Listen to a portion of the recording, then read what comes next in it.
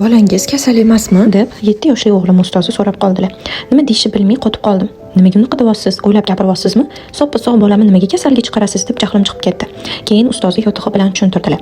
O'g'lingiz umuman darsga diqqat qilmaydi. Bir joyda uzoq o'tira olmaydi. Darslarni umuman tushunmayapti. Tushungisi ham kelmayapti. Hatto qancha harakat qilsam ham o'g'lingiz umuman diqqati yo'q. Bu ketishda bolalardan orqada qoladi degan gaplarini eshitib, sovuq ter bosib ketdi. Keyin o'zim ham xavotirga tushishni boshladim. Haqiqatan ham uyda ham dars qilgisi kelmayapti. Bir narsaga umuman diqqati yo'q. Keyin men xavotirda doktorga olib borishga majbur bo'ldim. Doktor gaplarini eshitib shok bo'lib qoldim. Bolam soppa-sog', ayb bo'lsa o'zimda ekan. Barcha onalarga tanish holat. O'zimni yomon onadek his qilishni boshladim. Sabab esa o'g'lim tinmay tomosha qiladigan o'sha qisqa short videolar ekan. Mana shu videolar sabab o'g'lim do'stlaridan orqada qolayotgan ekan. Doktor umuman ko'rsatmang, bugun to'xtating qisqa videolarni.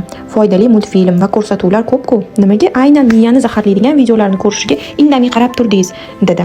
Hayronman, nega shunchalik bee'tibor bo'ldim. Jabrini esa mana endi tortyapman. Iloji bo'lsa aytib chiqing, menga o'xshab boshqa onalar ham e'tiborsiz bo'lishmasin. Bu narsani hazil emas, to'g'ri qabul qilishsin deb yozibdilar bir obunachim. Va ulardan qanaqa multfilmlarni ko'rsatish kerakligi haqida so'rab yozib qoldilar. Va men ularga hech ham ikkilanmasdan Fonus ilovasi haqida gapirib berdim. Chunki Fonus ilovasi mutlaqo bola uchun bezarar. U yerdagi barcha multfilmlar filtrlangan. Va endilikda Fonus ilovasini televizor orqali ham tomosha qilish mumkinligi haqida aytib o'tdim. Siz ham shunday holatga duch kelganmisiz? Izohlarda fikringizni kutib qolaman.